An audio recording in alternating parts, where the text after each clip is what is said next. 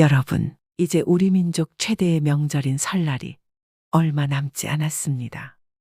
아무리 바쁘고 얽매인 현대 생활이라 할지라도 이날만큼은 잠시 잊어버렸던 부모를 찾고 흩어졌던 혈육이 한자리에 모여 서로 정을 나누면서 풍요로운 하루를 보내는 날인데요.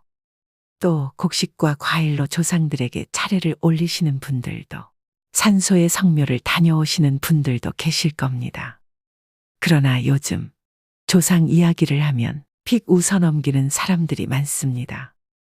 핵가족으로 점점 확산되어 가는 세상에 살아있는 부모도 잊어버리는 판국인데, 죽은 조상까지 기억한다는 것은 우스꽝스러운 일이라고 말하는 사람들도 있죠.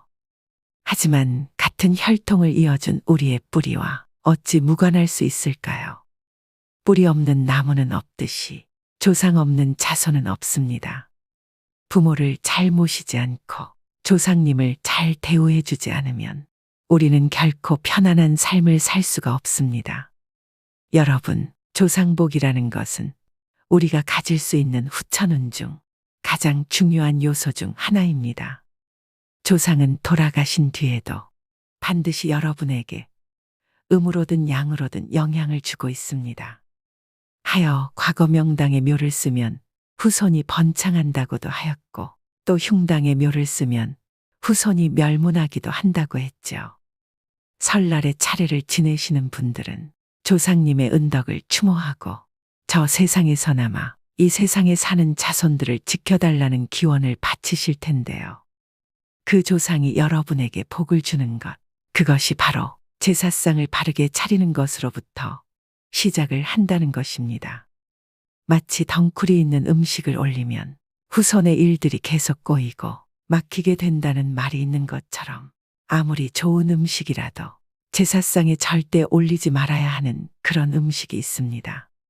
그래서 오늘은 제사상에 절대 올리면 안 되는 음식과 산소에 가져가면 조상덕을 볼 수 있는 음식을 각각 말씀드리려고 합니다.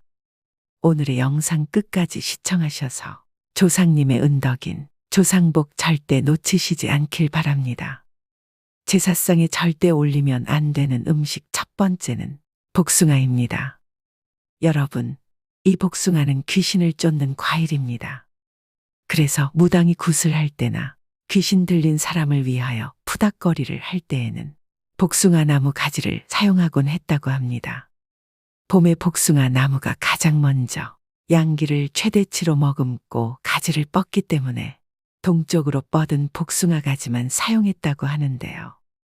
동쪽으로 뻗은 가지를 쓰는 이유는 태양은 동쪽에서 들기 때문에 가장 먼저 태양이 품고 있는 양기를 흡수하여 간직하기 때문입니다.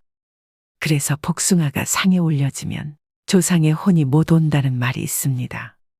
또 털 달린 것은 부정하다고 해서 최고로 좋은 것만 올리는 귀한 상에 합급으로 여겨지는 복숭아를 제사상에 놓지 않는다고 합니다. 과거 우리 고택들 어디에도 집안에 복숭아 나무가 있는 경우는 없었습니다. 또 풍수에서도 복숭아 나무 근처에는 절대 묘를 쓰면 안 된다라고도 말을 하고 있습니다. 조상님들이 여러분을 만나러 올 수가 없고 절대 여러분에게 어떠한 복도 줄 수가 없게 됩니다. 그렇기 때문에 생전에 고인이 아무리 복숭아를 좋아하셨다고 하더라도 절대 제사상에는 복숭아를 올리시면 안 된다는 것을 기억하셔야 됩니다. 제사상에 절대 올리면 안 되는 음식 두 번째는 끝자에 치자가 들어가는 생선입니다. 바다고기 중에서 치자로 끝나는 고기와 어짜나 기자로 끝나는 고기가 있습니다. 치자로 끝나는 멸치와 꽁치, 갈치 등은 학급 어종으로 분류가 되기 때문에 제사상에는 조상님에 대한 예로 최상의 음식을 대접해야 하기에 쓰이지 않습니다. 그 이유는 대량으로 몰려다니는 생선을 가장 흔하고 천한 생선이라고 여겼기 때문입니다. 또 치자로 끝나는 생선은 가치가 없는 것이라고 하여 이것을 상에 올리면 형제와 가족 간의 불화를 초래할 수 있다고 하는데요. 반면 어와 기자로 끝나는 흰살 생선인 숭어, 민어, 조기 등은 고급 어종으로 여겨 제사상에 주로 사용됩니다. 또 장어나 가물치처럼 비늘이 없는 어종도 부정하다고 여겨 삼가합니다. 이처럼 과거에는 끝자가 어나 기와 같은 생선 중에 비늘이 있고 또 대량으로 잡히지 않는 생선을 최고급으로 여겨 이 생선들을 제사상에 올림으로써 조상을 대우하고 있고 그리워하고 있다는 것을 알려드리려고 했다고 합니다. 제사상에 절대 올리면 안 되는 음식 세 번째는 마늘이나 고추, 파입니다. 여러분, 유교나 불교, 도교 등 동양의 신앙에서는 이 마늘을 음욕을 대표하는 것으로 생각을 합니다. 우리의 단군 신화에서도 마늘은 곰을 사람으로 변화시킬 수도 있는 강력한 약초로 여겨져 왔는데 이는 대표적인 양기의 상징입니다. 그리고 현재도 이 마늘을 먹으면 정력이 강해진다라는 이야기가 있으며 이것 때문에 마늘을 드시는 분들도 많이 계실 텐데요. 이렇게 강한 양기를 품은 음식을 제사 음식에 넣게 되면 음기를 가진 영은 다가올 수가 없게 됩니다. 조상님이 감흥을 하지 않는다는 얘기입니다.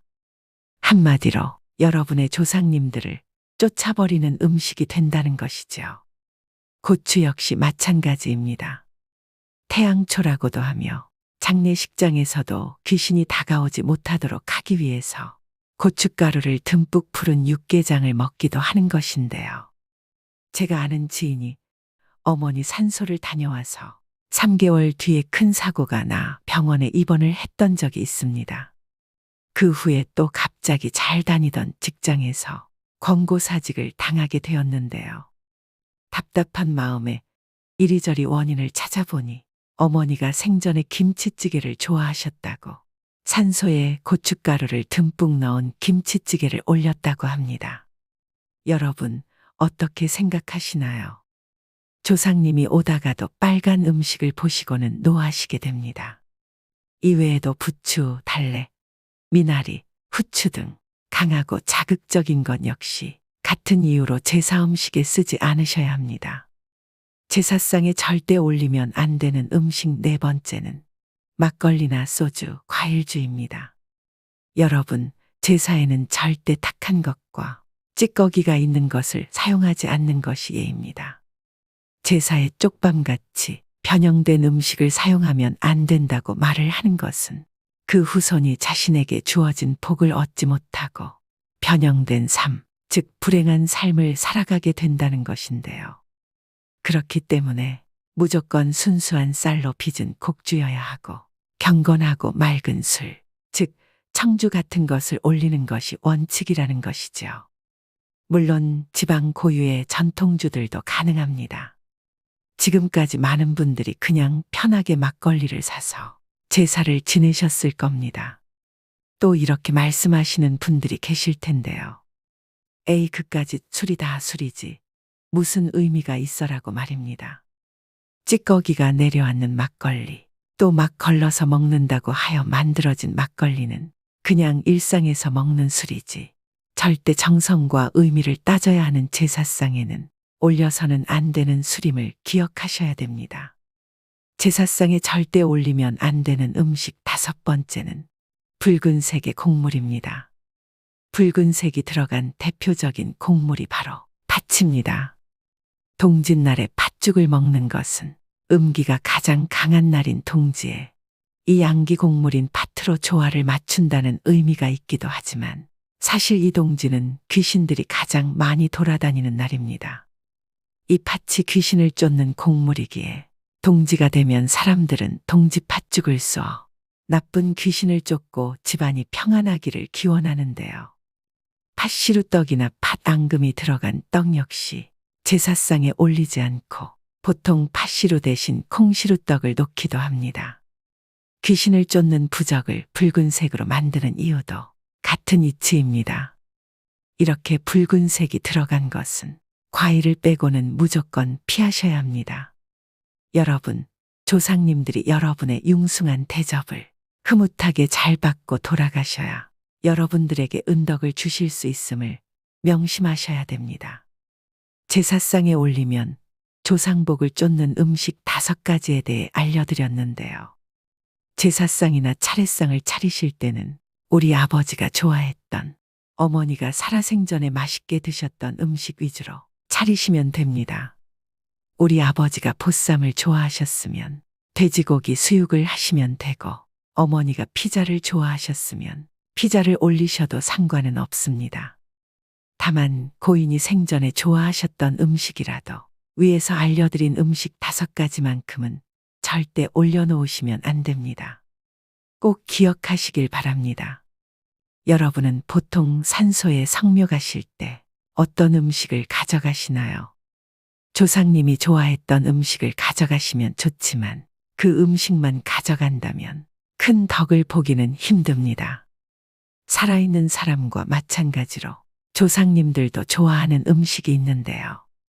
다가오는 설에 산소에 가실 때는 이것을 함께 가져가 보시기 바랍니다. 조상님이 감동해서 복과 재물을 내려주실 겁니다.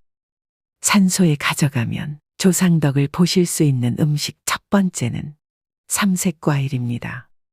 이왕이면 산소에 다녀와서 일도 잘 풀리고 돈도 잘 벌면 좋겠죠. 우리 조상님들이 정말 흡족해 하시는 그런 과일이 있습니다. 옛날에는 제사를 지낼 때 홍동백서인 오색과일에 맞춰서 제사를 지냈는데요. 지금은 홍동백서는 아니라도 삼색과일은 꼭 맞춰서 들고 가셔야 됩니다. 사과, 배 그리고 감을 추천드립니다. 밤 대추는 생략하셔도 됩니다. 성묘의 과일을 준비한다는 것은 조상님들이 봤을 때 우리 자손들이 이렇게 구색을 갖춰서 챙겨왔구나. 정성이 담겨 있구나. 내가 뭐라도 도와줘야 되겠다. 이런 마음을 불러일으킨다고 합니다. 산소에 가실 때 과일은 생략하시는 분들도 계실 텐데 그렇게 하지 마시고 꼭 삼색 과일은 올리시라고 말씀드리고 싶습니다. 산소에 가져가면 조상덕을 보실 수 있는 음식 2번째는 식혜입니다. 옛날에는 제사 지낼 때 식혜가 빠지지 않았습니다. 식혜를 만들어 보신 분들은 아시겠지만 정성이 어마어마하게 들어가는 음식인데요. 내가 직접 담지는 못하더라도 산소 가실 때 식혜 한 병을 꼭 사서 들고 가시길 바랍니다. 마지막으로 제사를 지내시거나 산소에 성묘를 하러 가실 때 이것만은 주의하셔야 되는데요. 좋은 덕을 받으러 갔다가 오히려 화를 입는 경우가 생길 수 있습니다.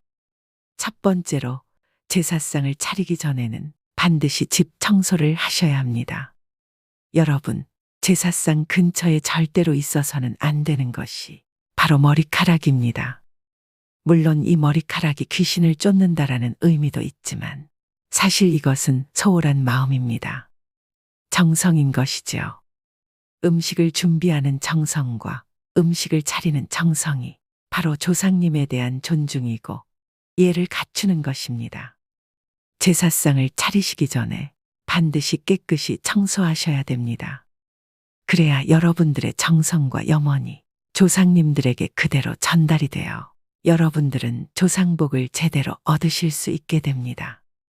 2번째는 제삿날에는 절대 가족 간의 갈등을 보여서는 안 됩니다. 후손들의 화목한 모습 또 다정한 모습을 보여주어야 조상님들 역시 여러분에게 뭔가를 주고 싶어 하시게 됩니다. 그날 하루만큼은 절대 다투시거나 화가 나도 인상을 쓰지 마시길 바랍니다. 그것이 바로 조상복을 제대로 얻는 원칙입니다. 마지막 3번째는 진짜 중요한 이야기입니다. 산소에 들고 가신 음식이 보통 남으실 텐데요. 그럼 아까워서 이걸 다시 집으로 가져오는 경우가 있습니다. 이런 경우는 탈이 날 수 있기 때문에 조심하셔야 됩니다. 산소로 나갔던 음식은 귀신들이 감흥을 한 번씩 했던 음식입니다. 그렇기 때문에 남은 음식을 들고 오시면 안 좋은 기운이 우리 집안에 따라 들어오게 됩니다. 상갓집에서 먹었던 음식이 맛있다고 집에 싸우는 것과 같은 이치입니다. 웬만하면 산소에 차렸던 음식은 거기서 모두 해결을 하고 집으로는 들고 오지 말아야 됩니다. 여러분, 고시래라고 다들 아실 겁니다. 제사가 끝난 뒤에 제사 음식을 조금씩 떼어서 밖에 놔두시죠.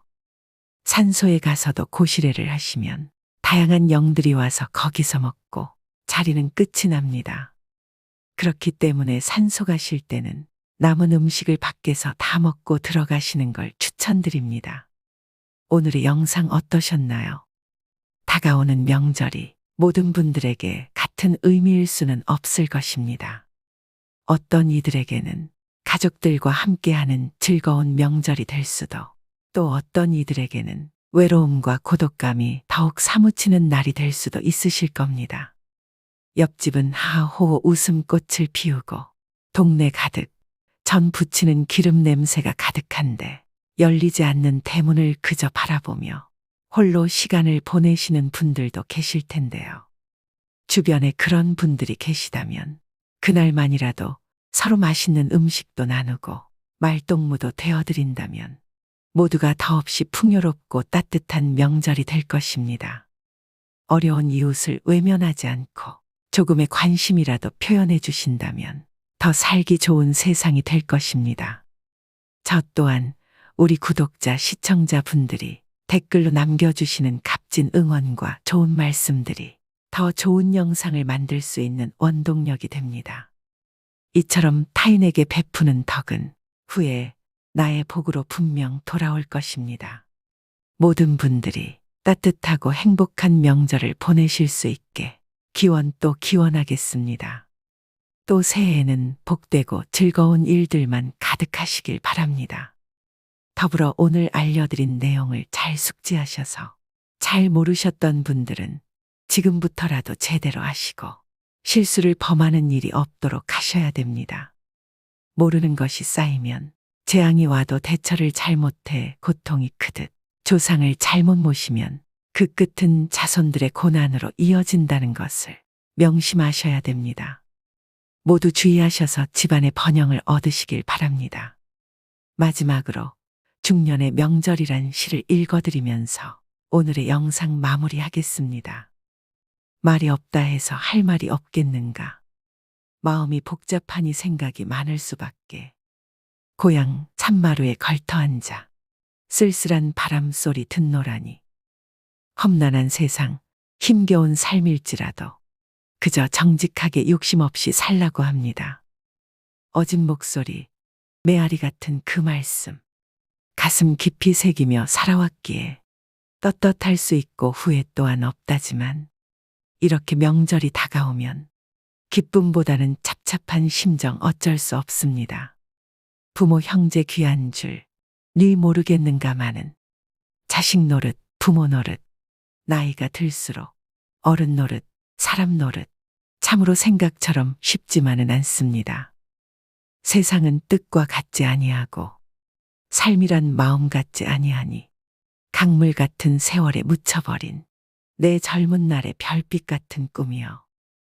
올해도 빈손으로 맞이하는 명절. 그래도 고향 생각 설레어 잠 못 들까 합니다. 오늘도 노후의 지혜와 함께 해주셔서 감사드립니다. 황금빛으로 무르익어가는 여러분의 지혜로운 인생을 언제나 응원합니다.